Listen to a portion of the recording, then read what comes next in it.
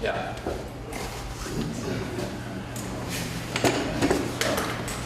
Shall we?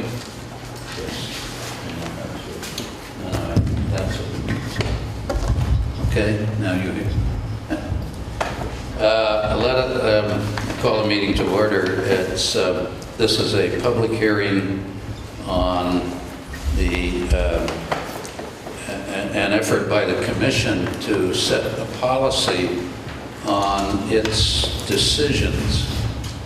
The important thing to know is that the demolition delay bylaw was amended a couple of years ago,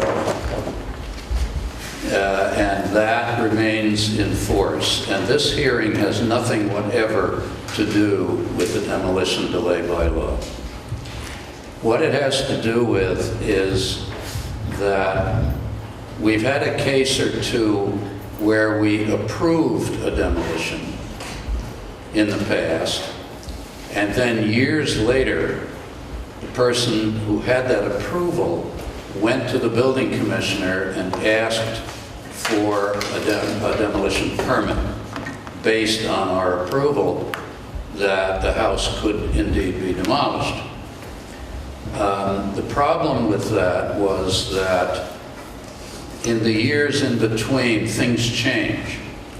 One, the house gets older. Two, the house may well have been restored by a subsequent owner. And there are other things that can happen. So there are a number of towns in the Commonwealth now that are setting up a policy for the length of time that the approval of a demolition is good. So in consultation with the building inspector and the town attorney, we have written a policy. Now, this is not a regulation and it's not a law.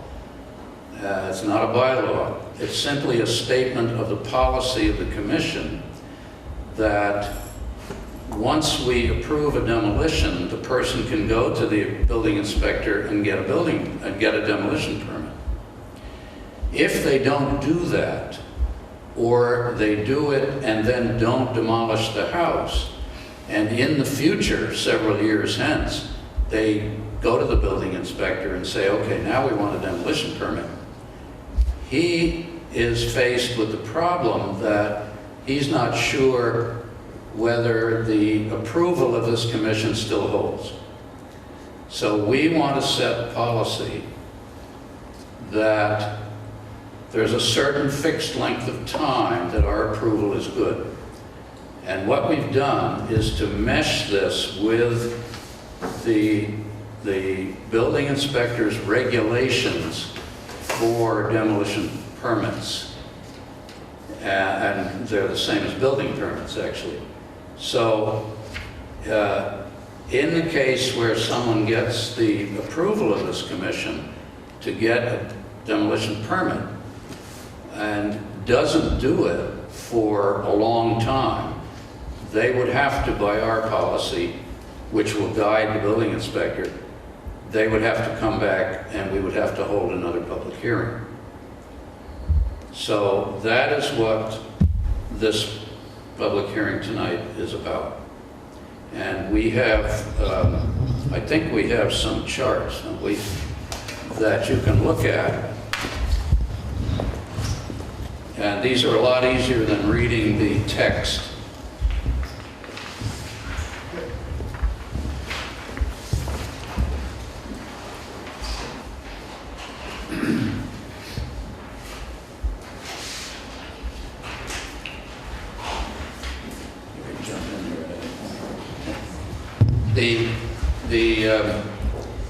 The beginning of the process is that an applicant would come in and apply for a demolition permit, and we would schedule then a public hearing before the commission. The first question is the property on the inventory, the Cultural Resources Survey? And if it is not, of course, there is no action required by the commission. and there would be no public hearing. A house that is not on the inventory is not subject to the demolition delay bylaw.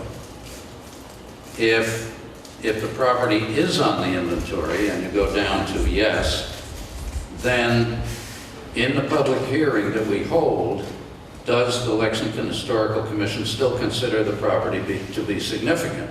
And there have been cases where the property has either deteriorated to such an extent that it cannot be saved, or for some other reason that we could decide that it's not significant, and we could essentially remove it from the inventory. In that case, it would simply, the owner would simply get a demolition permit from the building inspector. On the other hand, if we decide that it is still significant, it should be on the inventory, then we hold a public hearing. Then we have to decide whether it's preferably preserved or not, according to the wording of the demolition delay bylaw. If the answer is no, and that has occurred where the house has so deteriorated that there's no hope of preserving it, then the demolition is permitted and there's no further action by the commission. On the other hand, if we decide that it should be preferably preserved, then it is subject to the demolition delay bylaw. And then the question comes up before us, can the property be either preserved by the owner, of course, and I'm quoting now almost from the demolition delay bylaw, can it be preserved or can it be sold to someone else who might preserve it? If the answer is no, and during the year delay, a person can come back before this commission at any time and say, I put it in the newspaper, I listed it with real estate professionals, we had no offers, there is no hope of anyone preserving this house, then the demolition is permitted by the commission. If, on the other hand, we think that there is a chance that it can be preserved, then we impose the demolition delay as allowed in the demolition delay bylaw. And in that case, at the bottom of this chart, right across the bottom, the demolition is permitted by this commission by law after 12 months, because the delay is limited now to 12 months. And once that 12 months has passed, the commission no longer has any say about it. So, and in fact, the demolition delay bylaw reads, the building inspector shall issue a demolition permit at the end of 12 months. So all of the possibilities are relegated to the right side here.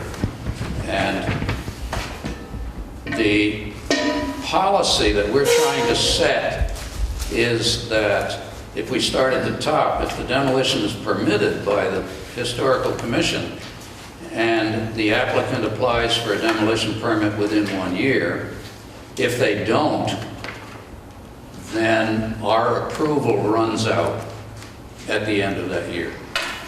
And if they wanted to have a demolition permit after that, they would have to come back, we would schedule another public hearing. And the whole process on the left would start over again. If they do apply for a demolition permit, then they can either demolish the property within a year or not. And some people have not. If the answer is no, that they don't demolish the property, then their demolition permit runs out. And by agreement with the building inspector, we would have to again hold the hearing. We would have to start all over again. If they do demolish the property, of course, the process ends. Now, if we come down to the bottom again, where the 12 months have elapsed and the Lexington Historical Commission is out of it, and the applicant applies for a demolition permit within 6 months, if they don't, then the year has run, and the 6 months of the building inspector also runs, and so 18 months later, after the hearing, we would again by agreement with the building inspector, hold another public hearing. So our approval in all these cases would run out after a year or after 18 months. If the applicant demolishes the property within 6 months, then of course the process is finished. If they don't, even though they have a demolition permit, then again, the year has run, the 6 months of the permit have run, and then again, by agreement with the building inspector, the whole process has ended. And if a person were to come back 5 years later and say, well, we came before you and 5 years ago and you approved it, that is not going to be valid anymore. So we would have to, again, hold a public hearing. The whole thing would start all over again up on the left side. So basically, we're trying to put the same time limits on our decision as the building inspector places, by law incidentally, on the actual building permit or demolition permit. And we would welcome any questions.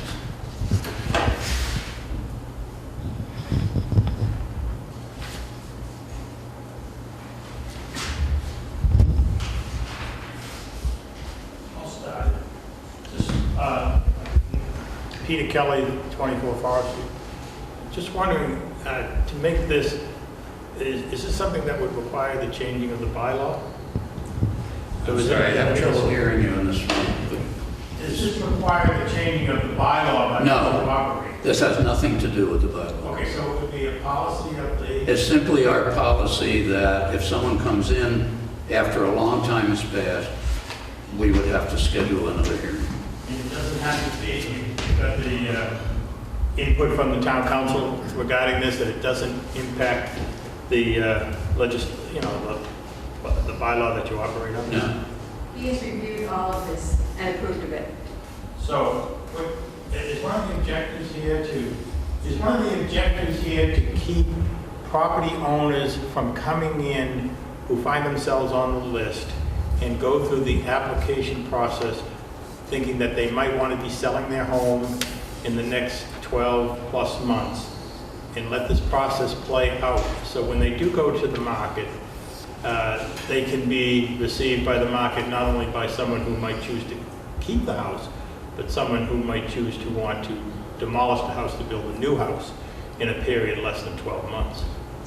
Well, if the commission has agreed that the house could be demolished, then there's really no impact on the person who is trying to sell a house. I mean, if they want to advertise the house for sale, they can certainly advertise it that the commission has approved the demolition, and if a builder comes in and offers them money for the house, subject to an approved demolition permit, they have it. Correct. But in a situation where it's a listed house. That's the situation we're talking about. Correct, right. On a listed house, if an owner were to come in advance of going to the market, anticipating the interest to go to the market sometime in the future, 12 months or longer, they would come in, you would pass judgment on it. Let's say you say, no, the house should be preserved. So they can go through this exercise of passing through the 12 months before they go to the open market. They could do that. Right. And is this something that you're trying to control with respect to sort of pre-approval or pre-application processes, and trying to keep that window down to 6 months for a you've got this listed house, 12 months go by, they have the authority to tear it down, they go to the market, they find somebody who wants to buy it and tear it down. As long as that person goes in within 6 months of that 12-month period, they can get the permit. If the commission were to decide that the house should be preserved and the 12 months runs, then they have by law the right to demolish the house. There's no limit on that. The limit on that, according to this, is then the limit on the length of time that the demolition permit runs. I mean, you could go, if you come in here and we deny the demolition, and it then goes to the building inspector, and you let the 12 months run, and you go to the building inspector, then the length of time that you have to demolish the house is up to the building inspector, the demolition permit.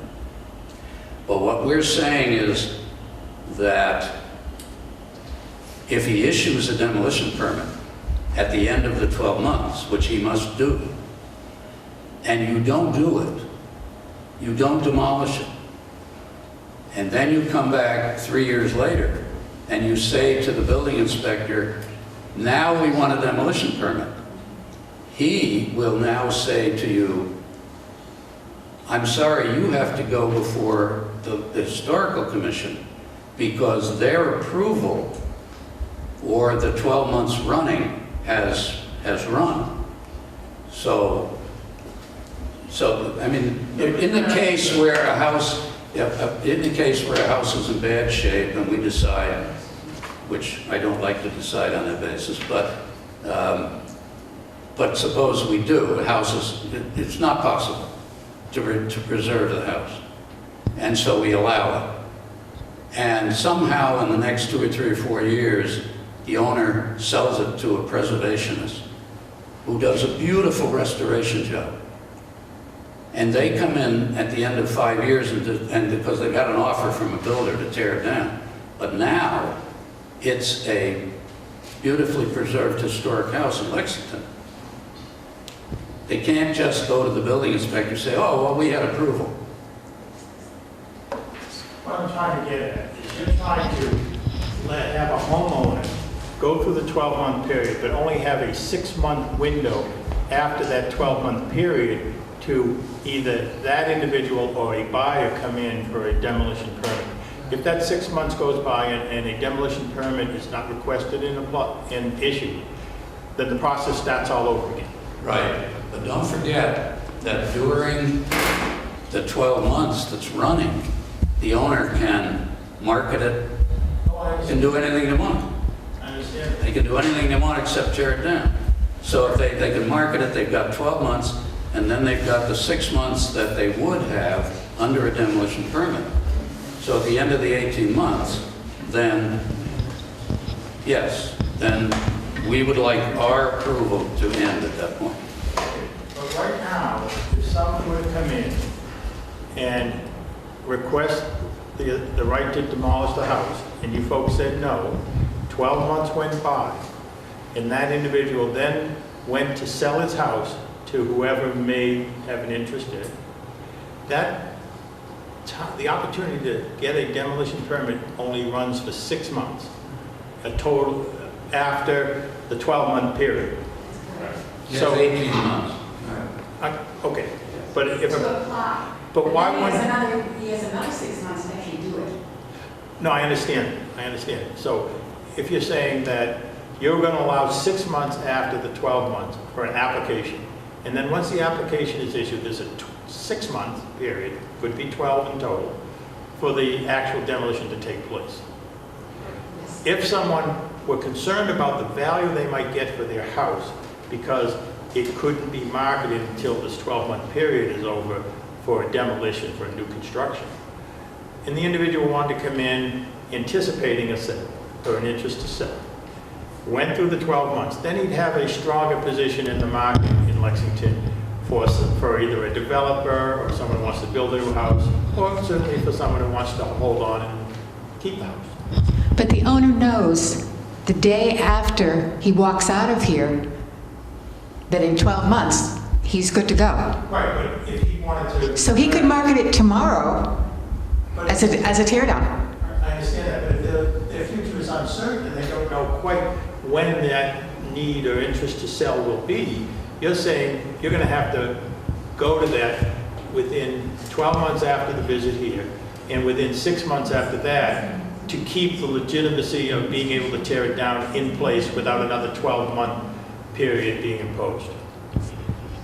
I think you're asking us to accommodate homeowners who are unable to read the market and want to get the process going today, but want to be able to pick the day that they pounce on the market to sell it, with the expectation that at that point, the new owner has an unlimited time period, to do whatever he wants. I don't think that's within our purview.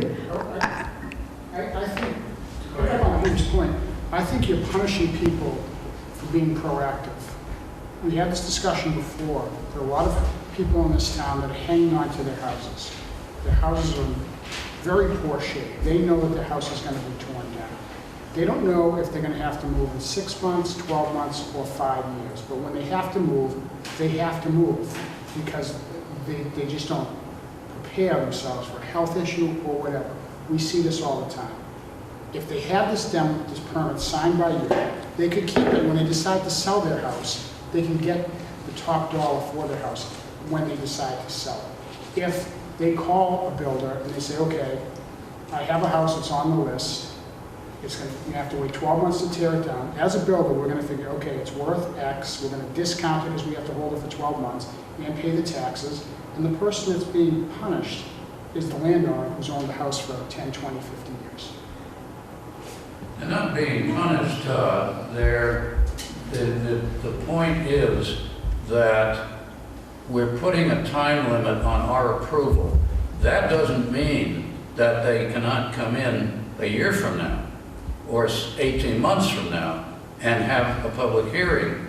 And if conditions have not changed, then I would anticipate that, without predicting what the commission will do, but I would anticipate that the commission would simply approve it again. In addition, it's not reflected on this chart, but in the wording of the policy is that the chair of the Historical Commission can extend the approval. But it's all arbitrary. Well, That is not it's a policy, it's not a regulation. But it's arbitrary. When they come back, let's say the time lapses, and they come back and say that we have to sell our house. Nothing has changed, it's still in disrepair. You may say, okay, no delay, or you can say we're going to delay it again for 12 months. Or you may not be sitting there at this time. Maybe somebody else, a whole different group. Well, Todd, we are not permitted to act arbitrarily or capriciously or without some basis of decision.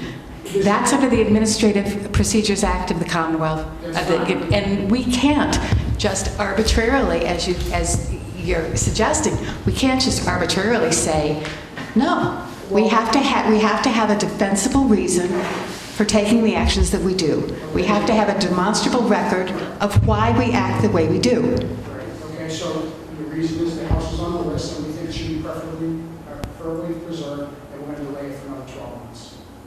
It's not like you do A, B, and C and get your demo permit. I think if the commission were to grant the demolition permit and the person comes in a year and a half later and says, well, the time is run, the building inspector wants you to hold a public hearing, fine, we'll hold a public hearing.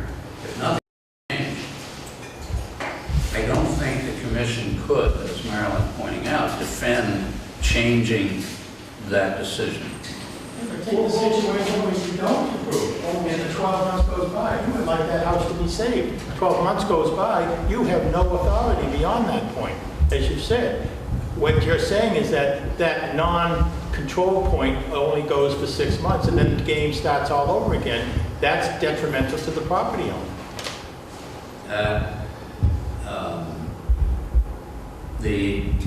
But so is any demolition delay bylaw. The demolition delay bylaw, it didn't used to be. Imposes in 12 months.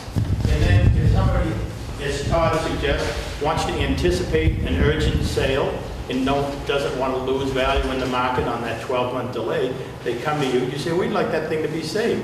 They realize that that's not going to be the best market for them, or likely not to be the best market. So they let the 12 months go by, but maybe it's 12 more months or 2 years after that before their circumstances are such that they have to go to the market. What you're saying now is that after 6 months, you're going to have to come back and do another whole 12 months because this is a house you want to see saved, not one that you have approved for the demolition. I think that there is I think that you are, excuse me, you are assuming something about the demolition delay bylaw that we don't. And that is that it is something that needs to be gotten out of so that life can continue. And let me explain what I'm trying to say. We are here to evaluate on a current basis the status of what we consider to be architecturally or historically significant buildings in this town. And if someone comes and wants to tear it down, then we will evaluate it on that basis at that time. And we're asking that, having granted that permission, that the homeowner act on it. We are not here to be an open-ended license bureau to get yourself out of the inventory. That's not what our job is. Our job is to look at the current facts and circumstances surrounding an individual property at the time that someone comes in to determine if it is preferably preserved. And we believe that it is legitimate to have that determination in place for if we make the determination that it should be preserved, but the homeowner chooses to wait 12 months and go forward, that's that homeowner's business. But if that homeowner doesn't act, if he has just banked his permit, that's not what this demolition delay procedure is all about. We are not providing free passes here if you just wait long enough. That's not what we were charged to do. And it's, it's in some ways very similar to, a lot of other elements in the Commonwealth. Whether it's your driver's license is not a lifetime license, whether it's your building permit that you apply for, that, it's not a building permit for the last 40 years or 5 years. It has a fixed period of time. And so it's like your car license. So this is to implement policy that brings that establish a well-defined policy that's in line with other essentially licenses and permits in the Commonwealth. That's what the objective of the commission is. Maybe the problem is that, sorry, forgive me, Christian, maybe the problem is that the time is just too short, and why not make it a 3 or 4 year license? And then if you haven't done anything for that period of time, you have to come back.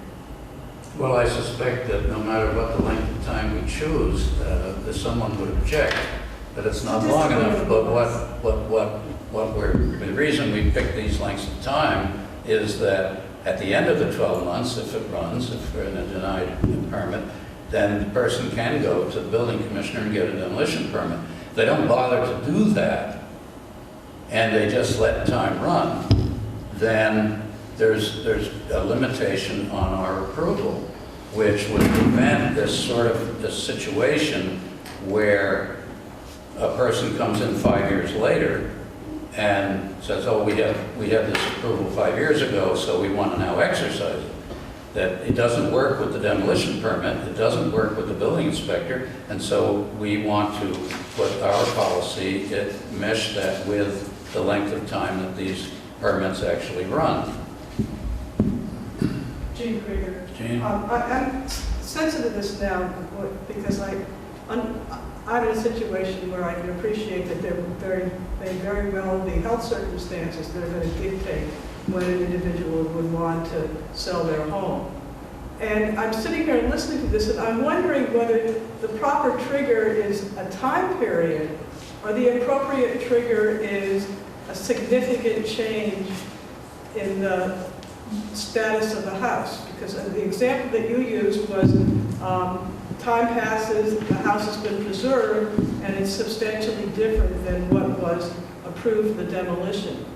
And if that's what you're trying to protect, why can't the trigger be the status of the preservation of the house, and that be determined by the building inspector whether or not there has been a significant change in the house, rather than have it be a time period?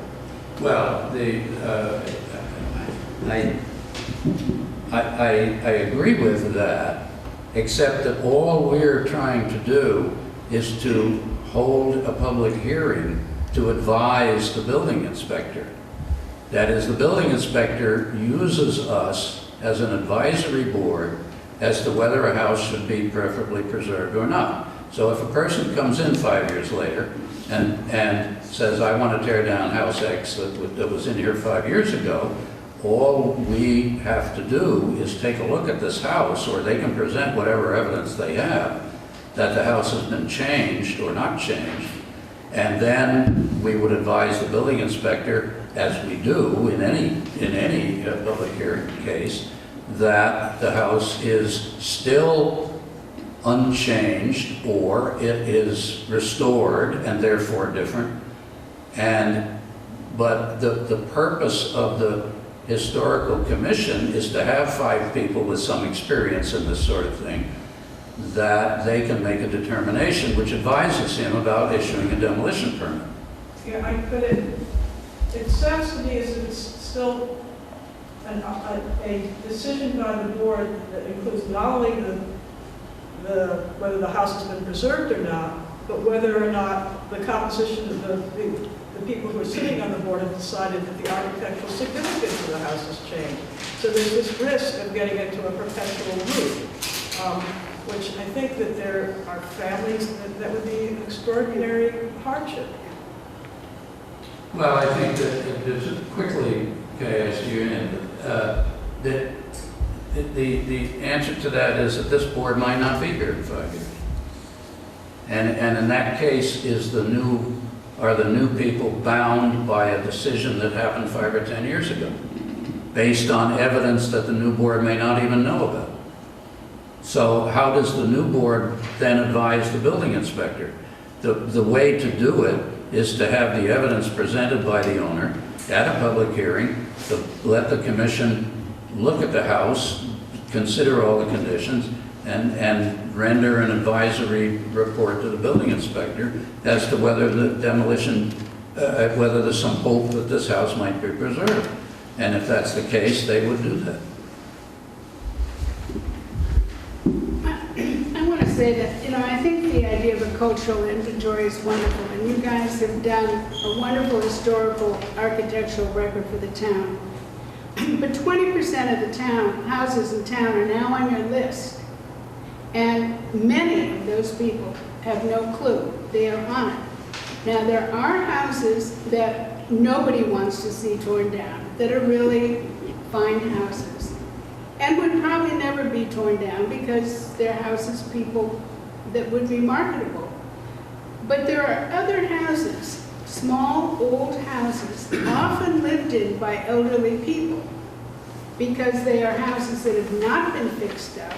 They're houses that don't have new kitchens, new bathrooms, they probably have termite damage, whatever, and they are not going to get the same price on the market as they are from a developer. They're often on a nice lot. Those people who are elderly do not know they're on the list. Excuse me, Kay, I'm going to interrupt you because what you just said shouldn't be true. Well, And I'll tell you why it shouldn't be true. Because 3 years ago, this whole board gave up their summer vacations to spend about 2 months addressing 2,000 envelopes out to every single house on the inventory. I've heard that, but I've also heard from several friends of mine who are people who open their mail that they never got a letter. However, when houses are sold, people who buy them are not told by the realtor that they are on the list. So those people in the meantime, I don't know if you keep track of that and notify the people or notify realtors that they have to advise someone. There are people who don't know. And I think when someone is 80 years old, they suddenly have to go into a nursing home, or they may be getting a little dotty in their mind to have to cope with this process and this waiting period. And then, or their heirs are trying to do it long distance, their kids or something. To shorten this period to 6 months, you keep talking about 3 years out, so you're going from infinity to 6 months. I think it's draconian. I understand what you're saying, that people, it shouldn't last forever into, Neverland. But I think for someone to have 6 months to deal with a property, put it, deal with the builder, make the contracts, do all that stuff. Often it's children doing it for elderly parents. I don't see the point of it 6 months. Maybe if you want to stay a year, it lasts a year, it lasts 18 months after that. That would be a little more considerate to the Okay, in people. the first place, it's not 6 months. The demolition delay is 12 months, and we are not here discussing the demolition I delay. understand that, but once you wait your 12 months, and this is while somebody maybe needs their money, so they take 10 or 15% less to sell it than they would get from a developer. Often these are people who aren't in a position to lose that chunk of dough. They wait their 12 months, they get their permit, then they have 6 months to do this in. You do realize that there are builders who come in and apply for a demolition delay permit, which is refused by the commission, and their purpose is that they know full well that in 12 months they can tear the house But down. that's not the little old lady in the little old state. Well, they're usually represented by a builder. Developers one way, but you've got an awful lot of houses on this inventory. And a lot of them are not in condition to sell very readily in today's market. But they still have the full year, Kay, from the time that someone decides that he or she wants to sell her property or his property, subject to, as a tear down. From that day, there are 12 months, and we can't shorten that. We can't shorten that. The person who breaks their hip, and suddenly has to wait, goes through all this for 12 months. And That's what the demolition delay bylaw says. That's not what we're talking about I tonight. know that, but I'm saying, then you give that person only 6 months to do everything, and then it starts all over again. 18 months. 18 months is what we've given that person. You give them 6 months after they get their permit. They essentially know that in 12 months, they are going to get their permit. We cannot take that back. We can shorten it, we cannot. But they can't act on that. They can't try to sell it to a Why not? builder. Well, if they do, the builder will discount the cost because they have to hold the house. But The homeowner loses money in this deal if their house is on the list. There's no question about that. And that maybe that's a problem that's inherent in the demolition delay bylaw, but that's not what we're about tonight. I think it might be. This is a process that was approved by town meeting in 1986, I think, that has been in place now for those years, based on a decision by the town of Lexington that certain properties. I know all about that. Okay. Well, but that's why we're trying to do this. We're trying to save the important buildings for the town of Lexington. That's our charge, and we're sympathetic to the widows with their broken hips, and we listen to their stories. But you don't change it. But that's not our charge. Your charge. But the point, Kay, is that we are talking about the approval of the commission. If they come in and the commission approves the demolition, then what is holding them up? Nothing. They can market the house with the statement on the marketing papers that the demolition of this house has been approved by the historical commission. And what is holding them up at that point? Nothing. 6 months. No, it's not 6 months. It's 18 months, and they can go to the building inspector, they can get a demolition permit. The real estate people can market it as a tear down from day one. And what we're saying is that if they don't do it, if they get a demolition permit and they don't do it, the building inspector wouldn't let them tear it down. If they get our approval and they don't do it, then after 18 months, then they would have to come in and get that approval again. That's all we're saying. And there's no time waiting period. There's no reason that they can't market it at any point. The heirs will be on the market tomorrow morning at 9 o'clock with the approval of the commission that this house is a demolition. is ready for demolition. End of story. They've got 18 months to market it.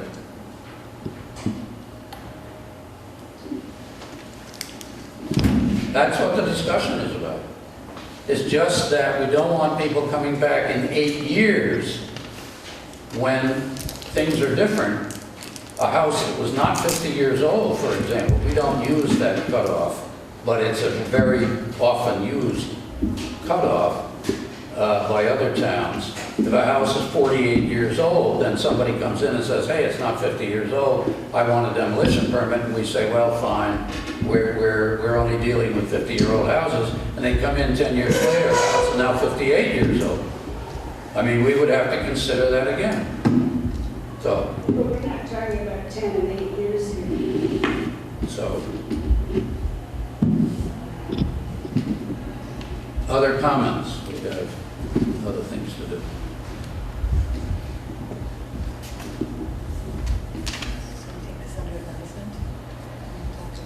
Well, we certainly take the comments that we've heard under advisement, and we have to, we will be talking with the building inspector and with town council about these concerns before we implement this policy. And the public hearing is to hear all this, and we have, believe me, heard it, and we will not ignore it. And perhaps there are ways to change some of these things, I don't know. But there are a lot of towns that are now putting these policies in place. And again, it's a policy. Don't forget that the only legal ability to issue and not issue demolition permits rests with the building inspector. So we will be sitting down with him, and we've already have, of course, and the wording of this has been tweaked with both the building inspector and the town council. This is a secondary topic. I'm sure our house is significant, and I'm very good about keeping important papers. I don't ever remember receiving a notice. Is it possible that you publicize this in the newspaper, that you list? We publicized it in the newspaper. We mailed out. Publicizing We mailed out envelopes like this to 2,100 houses, all of which are on the inventory. Now, last year, we added some houses to a provisional list with the use of a consultant to go around the town and look for houses that had been missed, and there have been a number of them. We put those on a provisional list, and another mailing was done to all of those homeowners. So within the last 5 or 6 years, Public hearings. every house in Lexington that is on the Cultural Resources Survey has had a mailing. Now, if the house is sold 6 months ago, and the real estate people don't tell the new owner that their house is listed on the Cultural Resources Survey, then the homeowner, and if the homeowner thinks that that's a detriment, we don't agree, we think it's a benefit, but if the homeowner thinks it's a detriment, then they have an issue with the real estate personnel because they should have told them. And the other thing, of course, is that there is no requirement in the law, and I'm not saying this is what we would like, but there is no requirement in the law, nor is there any budget for this commission to notify people. There is no mechanism for us to know when a house on the inventory is sold. Can you just? We have no way of doing that. What if you just, on a yearly basis, just publish it in the newspaper by address? And then you can save yourself all the expense of mailing. It's on the internet right now. The current list of every house in And Lexington. that's fine for me, I can go on the internet, but there are probably people who... It's also, a master copy of the list is at the library and in the building department and in the planning department. Just a suggestion. Thank you. Since you guys are able to set your own policies, I suggest you consider, I mean this in all, I'm not being sarcastic or anything. Consider a policy where it is a requirement that the real estate people, when they list when they list a house, you know, you go with all of its aspects, when it was built, how many bedrooms, how many square feet, blah, blah, blah. I assume that has to be factual, I don't know. I think it would be good to have a policy that included in that is whether or not the house is on the cultural inventory.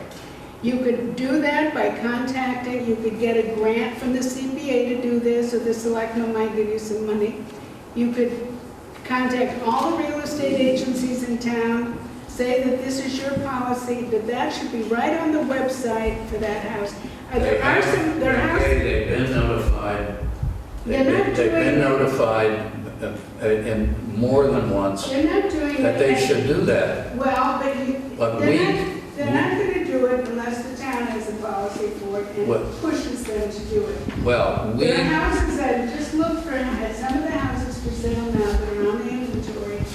If you're looking for a house and you go on and you see nothing about that, you're Well, buying the it's- house in all innocence that it's has on restraints. the town website. It's very prominent, and there is no mechanism whatever that this commission could pass a law I that said, requires, or No, a but you could regulation that requires a real estate professional to You do could have- houses. If they don't, you could have a policy and you could try to promote that policy with the real estate people in full disclosure. Because somebody in the town ought to take responsibility for that. I just don't think it's fair to people. The seller isn't going to tell them. You know, they're not going to say, oh, you might not want to buy my house because you've got all these restrictions on it. well, I'll tell you what. It's also for the alterations that they can't I'll do. tell you in the what, I'll house. tell you what I will recommend to the Board of Selectmen, and that they somehow pass a regulation that real estate professionals operating in the town of Lexington do exactly what you're saying, that it be required. We can't require it, but they can.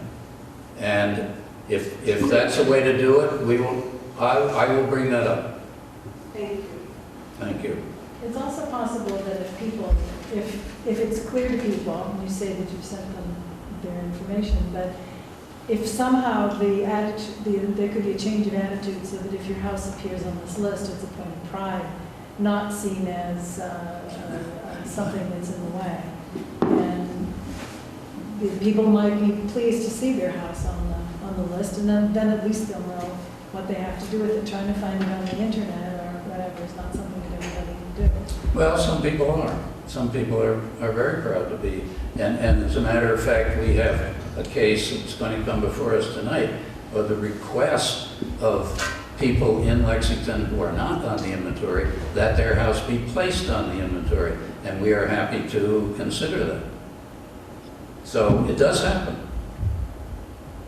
I mean, the fact that a house is in the town of Lexington makes it more valuable than if it's in, well, let's not be unfair, but the fact of the history of the town of Lexington, and the fact that there are preserved houses and there are preserved neighborhoods, and is something that I think adds a great deal. We have builders here in town who don't operate somewhere else. They operate here in Lexington because there's money to be made. I mean, this is a valuable town. This is a town which has properties in it more than they would be somewhere else for the same house.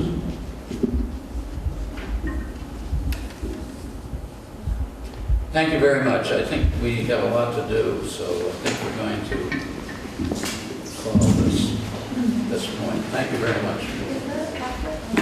Is that the kind of packet that was sent out? This is not, it's just an envelope. Is there someplace I But that's the kind of envelope we have. Everything that was in the packet is on the Historical Commission website. So this, For every house. and information, what was in the packet? What was in the packet? A description of either an inventory form for your house or an inventory form for your neighborhood. That's the reason that your house was listed, is because it is a contributing element of a historic neighborhood. Okay, so some inventory form And then there was an information sheet about what it means to be on inventory. There was an information sheet on how to prepare for demolition delay. Is there anything else? And a copy of the public and Copy of the bylaw. a copy of the And, bylaw. copy of the vote.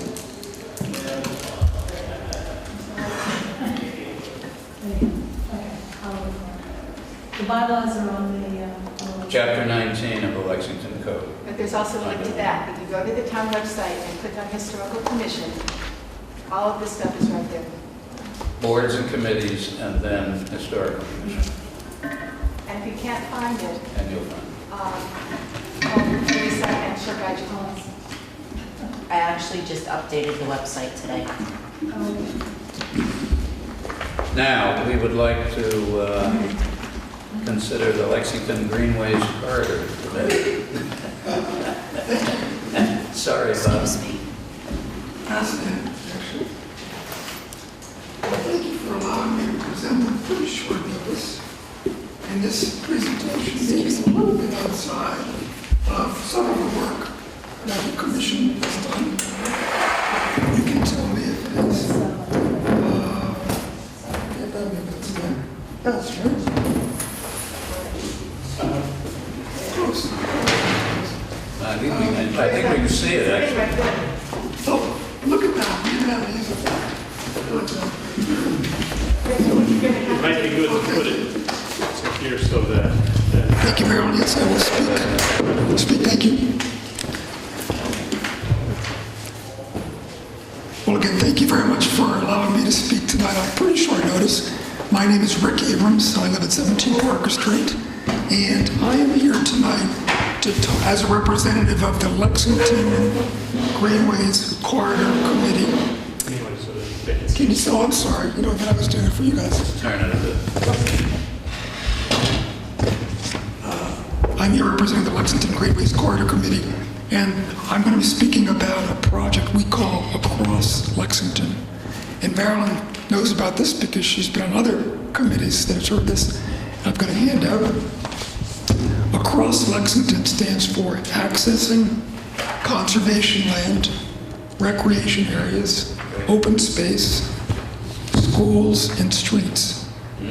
And our goal is over the next several years to create about 40 miles of well-marked walking, running, maybe biking routes through town using the assets that I just mentioned. So that's our goal. And a lot of benefits, getting people outside to walk more, perhaps seeing historical elements, assets of the town, exercise, alternative transportation to places in town. We're very excited about it. The next page is a map that is the same map that you see here.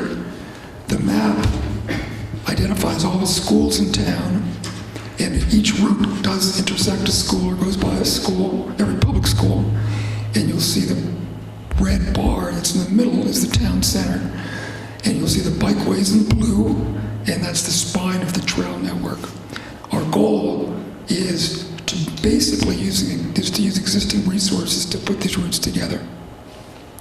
The next, I'm going to describe, you probably still don't know why I'm here, so we'll get to that soon. The next map, just to bring you up to date, is what we're calling our pilot route. This pilot route is 5.5 miles. It'll be complete in the next week or two. We're just putting up the signage now. It goes through the town center, four conservation properties. It goes through Lower Vine Brook, Willards Woods, Chiesa Farm, Parker Meadow. And on this map, you'll see we also have a few historic sites identified, the old burying ground, Battle Green, Belfry Hill, Belfry Terrace, etc. But I think you'll get the sense that the trail network, when it's complete, because it traverses virtually all the town, will go by lots of historic sites that we probably don't even fully know about. Stu Kennedy, Keith Omart has certainly pointed out old cart paths and things that we do go by that we could, over time, identify for the public. On the next page, the benefits of the town. We give increased access to the public land, we increase exercise opportunities, things I just mentioned, but we also have put from the beginning, this benefit slide is about a year old. This benefit slide has been pretty much the same slide since we first started presenting a year ago, showcases historical Lexington in a new way. I've talked to Judy Sapala, and she even, after talking to Marilyn, took the historic assets that you guys have created a database for, and she's created a layer in the town GIS system with the hopes that we could use that or part of that layer as we develop the network as a layer. Right now the layer includes conservation land, recreation, things like that, but over time we've asked the question, how detailed should we be about including a historical layer so that we can, I'm just repeating myself now, expose people to historic assets.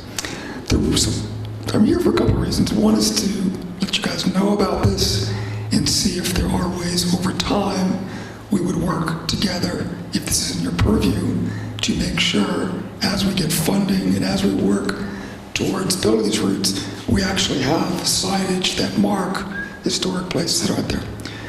So, in general, I'm here for that. But we are creating a CPC proposal that's due November 1st to get some funding to build out the trail network. In the CPC funding, as you know, you identify, is it recreation, is it housing, is it open space? So we're definitely checking recreation, and they're writing a letter of support. Open space, the health department is writing us a letter of support for health and wellness. We're not checking off that this is a historical thing. I mean, that'll be kind of a stretch. But we're here tonight to introduce the concept, see what you think, see if there might even be a letter of support that would simply say, I don't know what the letter would say, but a letter of support that would say, this sounds like something we'd like to know about more in the future and could imagine being a benefit to the Historical Commission to identify historical sites. Again, many of these I don't even know what they are, the sites, but I have seen places all through town. So that's a very abbreviated presentation. We've done a lot of work during the last year, and we're excited about the network. So you can share with me, is this totally outside of the purview, or the not purview, but of what other presentations have been like to you guys, or is this consistent with some? What is the silver tsunami? The silver tsunami are people like me. People like me. Yeah. It's baby boomers who are aging and want to stay in places that have cultural amenities, everything from lectures to walking trails. In fact, there was a survey done, we've done a lot of research in the last year. There was a survey done by the National Realtors Association asking people who were looking to move to a home, not necessarily a retirement home, but a community, what are the amenities that you're looking for? And walking trails showed up as number 2 on this particular list. And I think as you as you observe research that's coming out, there's so much research about the benefits of walking, outside. In particular, as a professor in Michigan who used a lot of studies about the actual benefits of nature as even opposed to walking. And I think when you look at some of the national trends and regional trends, we're right in the middle. This network will be smack in the middle of a lot of the regional trends that are going on. There's the Bay Circuit Trail, which has been around for a long time, but there are many, many, many other regional networks. And one of our goals, I'm getting off topic from historical, one of our goals with the network that we're building is to link with the Bay Circuit, to link with the Western Greenway Trail, to link with Burlington to the Mary Cummings Park. Virtually every side of Lexington we can link to a network. Lincoln we probably could link to eventually. And that's getting off topic from historic. Have you over time, well, at the very base level, we want to work with the Historical Commission, with the Tourism Committee, who have the Monroe Taverns and the obvious places where tourists go. At the very least, we want to identify those marks, those little areas, these assets on the map so tourist residents know where they are. Are there assets outside of the town center that we've talked about? I mean, is there a history of, and again, I don't know what you guys' exact extent, but Poor Farm has a history. Is that of interest to the commission? Does that come under what your responsibility is to think about conveying the history of Lexington? Oh, that's good. What do we do? Or do we do anything?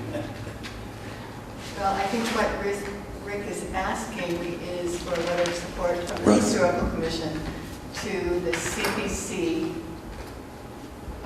recommending that the CPC recommend to town meeting Right? the application for funding to further this project. That is correct.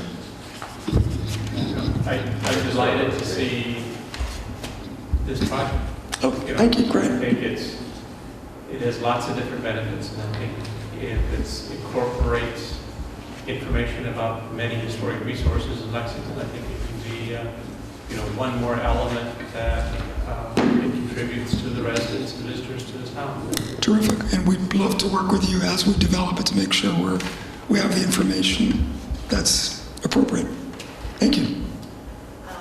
Do we need a motion? We need a motion to write a letter of support.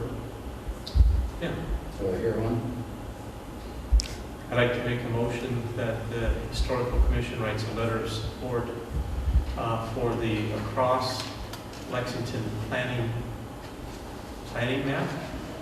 What is the official Cross Lexington project. project? In that it can help showcase the many historic resources in the town of Lexington. Terrific. Thank you. That would be terrific. Second? I'm sorry. All those in favor? Thank you. Thank you very much.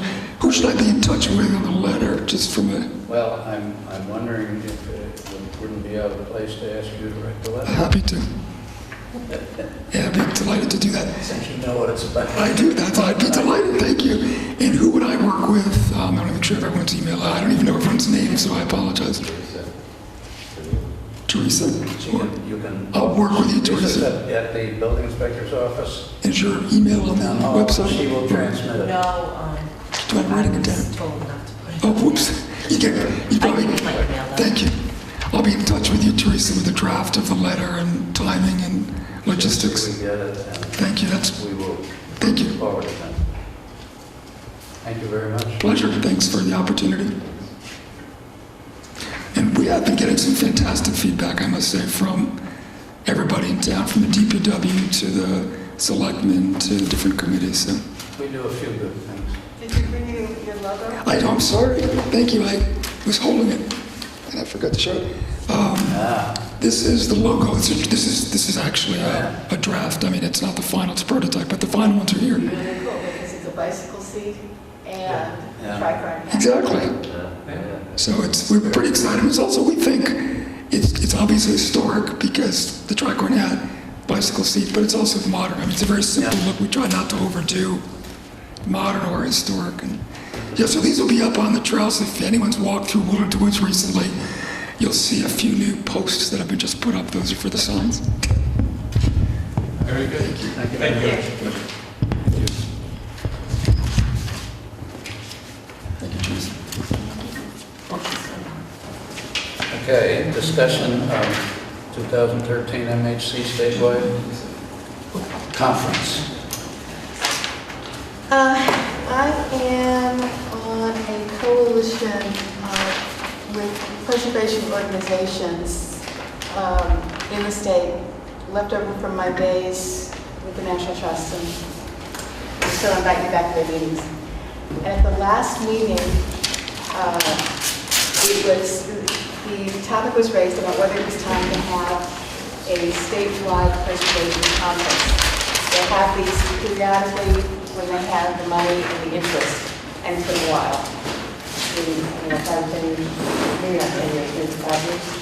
Okay, I had offered They had one in Concord. They've had one in Salem, they've had one in Lowell, they've had one in New Bedford, they've had one in Worcester. Okay, let me see what. At any rate, when they were tossing this around, trying to think of where might be a good place to be, I opened my mouth and said, well, how about Lexington? It is our 300th birthday, and we do have An auditorium. an auditorium and all kinds of meeting space and lots of things for people to do and lots of places for people to eat. And everyone was really excited by the idea. So after that meeting, I talked privately with people from the Massachusetts Historical Commission and also with Preservation Massachusetts and asked them if they were serious, because if they were, I would go ahead and see if there were places available. And yes, they were excited, yes, they want to do it, and they asked me to reserve the date. It may not happen at all. I mean, for lots of reasons. They may not get funding, there may not be enough sufficient interest, they may decide that this is not the year for Lexington, they want to go to Concord. That's fine, but I wanted to make sure that if they wanted to come here, that we would be able to provide the space for them. So I have reserved this entire building, as well as the large meeting room at the library. And I figured the Historical Society and the churches, if they still need more space, we can talk to them. But it was basically taking over this building that I found going to be the most challenging. And they're looking at October 18th, 2013. So it's a long way off. We have lots of time to prepare. You can get your seminar all worked up. But I wanted to let you know that because I'm doing this all with your consent in the name of the Historical Commission, because then that facilitates the use of the facilities. It brings credibility to us and to the conference, to the town. So I just want to let you know that with your consent, that's what I'm... Be delighted to support it. Do we need a motion? I don't know. Do we fund I think we should have a motion to make a motion. They're going to fund it. All we have to do is open the door. Wow. And I think we should make a motion to support your efforts to bring this event to Lexington. And then you can officially say that the Historical Commission is in support of it. Second. All those in favor? Aye. Yeah, that's great. That sounds like fun. So you are now authorized. Okay. And then there's the CPC application for Marionville. And we did not, I don't think we voted on it, but I think we should vote on it anyway. Anyway, just in case. If you remember, back in July, the folks from the Miriam Hill Association Board came in and explained that they were concerned about the tear down on Somerset Street. They wanted to make sure that all the houses in the area that should be on the inventory were indeed on the inventory. And so they were willing to co-fund an effort to hire a consultant to go and canvass the neighborhood. And they asked us, I think they asked us at that time for us to support their application to the CPA. They didn't ask us for a letter, they asked us for our support. And whether we voted on it or not, I would like to ratify this commission's backing of that effort. And I think we simply need a motion. And I understand it was a 50-50 application I or don't something remember like what that. the number, maybe 60-40, but certainly they were putting in a stake. And so they would be willing to fund, essentially, building the inventory, which I think is wonderful. Yeah. So I would like to move that this commission support the application of Miriam Hill to the CPC for funding for their inventory project. I'll second. Second. All those in favor? Aye. Thank you. Okay. There is one other thing I received through Teresa. Let me just look. Is the National Register for the Peacock Farm Historic District. And they have the nomination has been signed by the State Historic Preservation Officer, and they are the multiple property documentation and the Register of Historic Places registration form. And they have been sent to Washington for the final approval by the keeper of the National Register of Historic Places. Right. And So- theoretically, that should happen relatively soon. This took longer than any of us anticipated. And Teresa, would you hang on to those for our archives? There's a whole folder on, I think there's a whole folder on the National Register application, There is a whole box, a whole box, which I will happily get out of my which will come to you at basement some point. and give to you. I cherish the moment when I can have all these boxes to fill my file cabinets. Yes, that will happen. And you've told us everything you want to tell us, but what about putting your phone number on our letterhead so that people are calling your number? If you notice- Still want to do that? The new letterhead that I had just sent to you all, like, beginning of the week, has my phone number, extension, and email. I updated the website today with updated contact info. Karen Mullins questioned whether or not the Historical Commission email should stay on there, or should it have been mine? Anne had leaned towards mine, Karen thought more yours. I suggested maybe both, list clerk contact. I would suggest that we leave the Historical Commission website for the moment, because people may have that written down somewhere, and, you know, if they want to contact it, you'll get it Well, anyway. it's still gonna be, usable. It's actually gonna now be forwarded to me so I can have access to the That's email fine. account. That's fine. So when someone sends email to historicalcommission@lexingtonma.gov, you get that? I will be She will getting, get that. I can get it also. That is older letterhead now. The extension on there has been changed Yeah. to my extension. Fine. The objection was that if somebody called and this was, I did this, that the messages, don't leave a message here, because no one will respond. You have to get in touch with us by writing. Is that new? No, it was a couple of years ago, because I would get on there after 2 weeks of forgetting to check it, Yeah. and there would be all these old messages on there, and I didn't think it was fair for people to leave a message and not have a response. So I put the message on that, look, we're not going, you know, we're not looking at this every day, we're not listening to this thing every day, and you really would be better off by getting in contact with us in a way that we would respond. So we get rid of that. I don't know, we're going to get rid of the 701?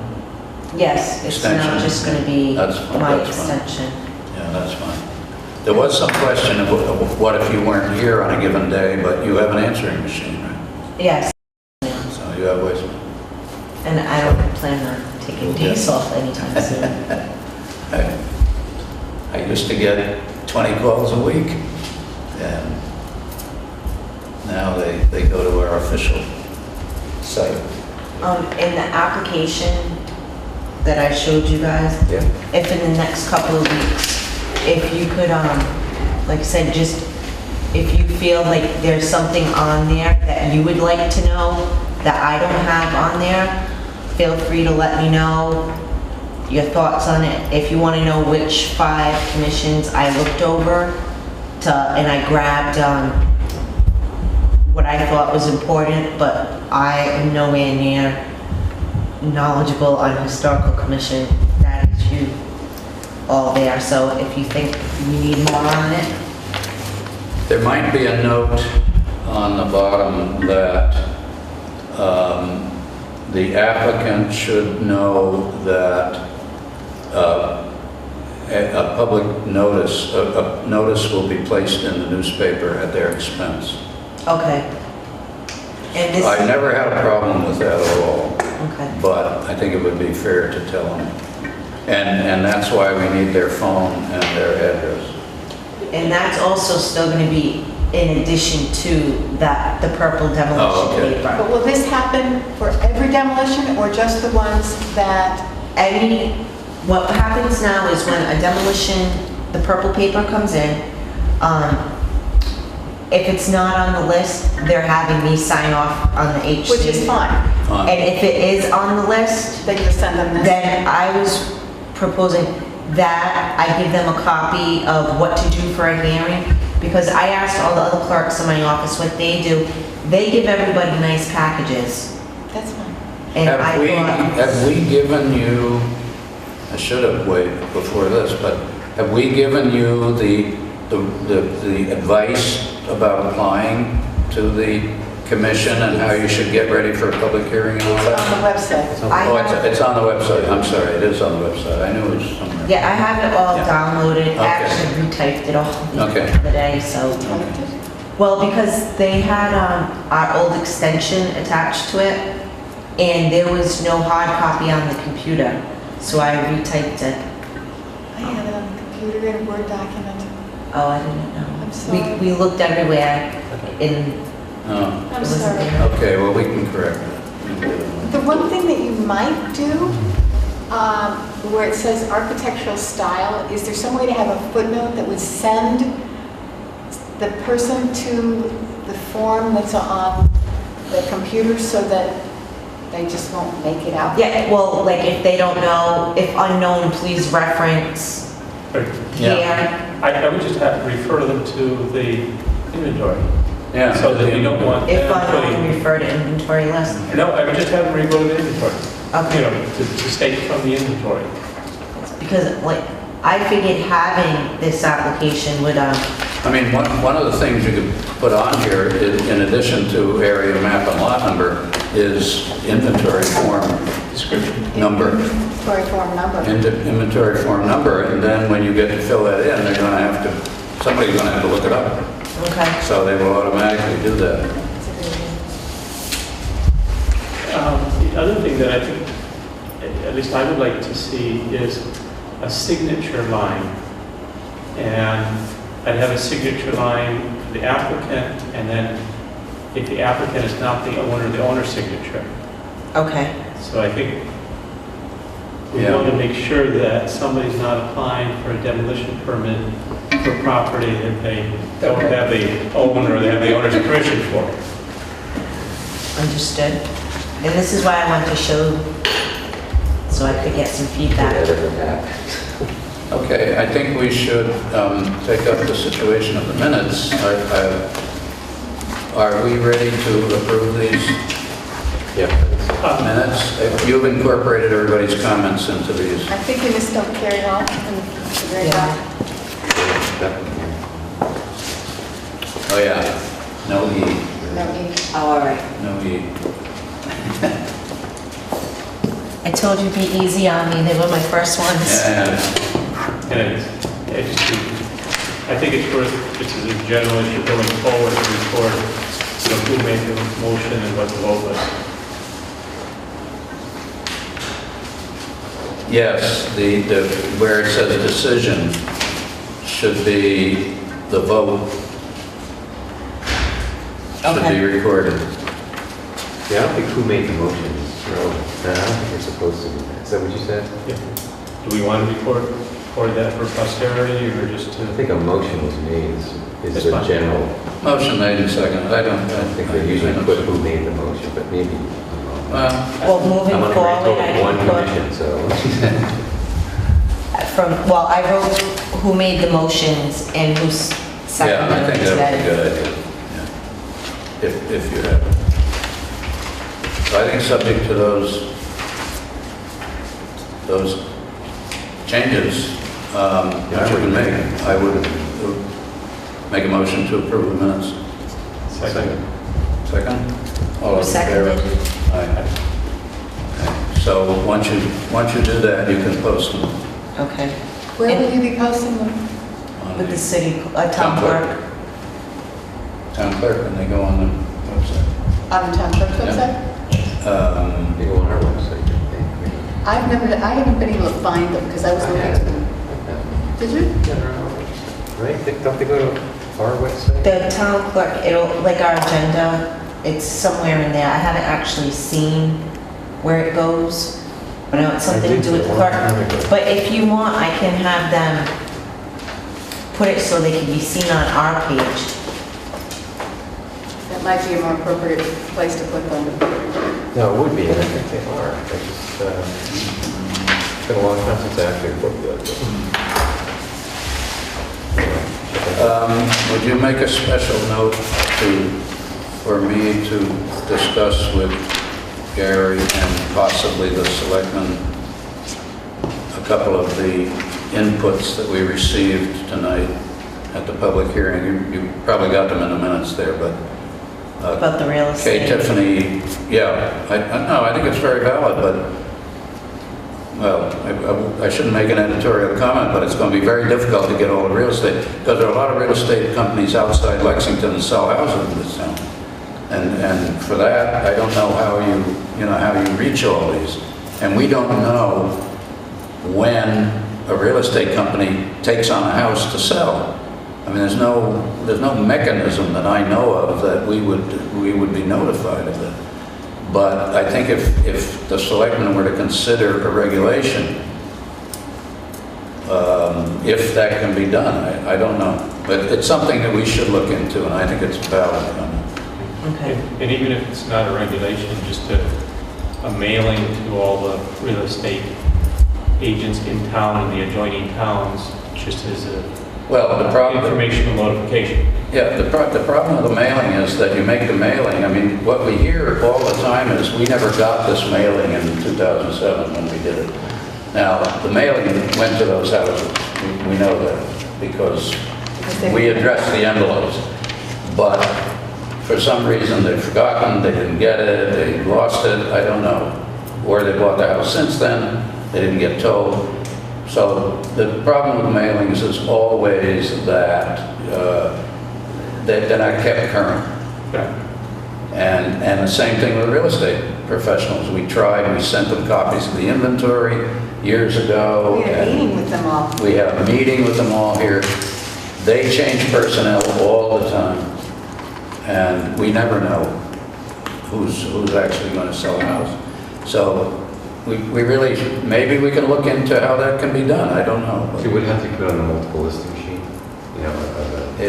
Well, then that would be a requirement of state law Yeah, we have to. on the multiple listing. have to And maybe ask we can get Jay Kaufman to propose it as a law. I don't know. I mean, maybe this is something to think about. But we should make a special note that Maybe just we a should do request. something about it since we've had this hearing. And not just have a hearing and forget about it. Okay. Motion to adjourn? But before we do that, on this Okay. thing, Oh, I can probably find the report that the consultant wrote when Meagerville, this was Meagerville, wasn't it? Earl Street? Yeah, this was a When Nancy C. Scholes did the data sheet for this house in, I don't know, it was 1990 or something like that. I can probably find that report. Okay. But I think you should know that, and you have copies of the bylaws, that's correct? As what? A copy of the demolition? Yes. Certificate. And you know the answer to the second question. I'm not sure there. But that is how. Well, how long is the permit good for? I mean, that's the That's what we're talking about. The building inspector. That's the building inspector. And the date of notification, I'll email that to you because I have a packet that we sent out. Okay. Since I was on the inventory, my house is on the inventory. I received a packet, and so I have an envelope with the postmark on it, and I can tell you when it came. I did too, but I lost it. So I was never notified. Oh, okay. But beyond that, if she questions you, there is no file on 40 Earl Street.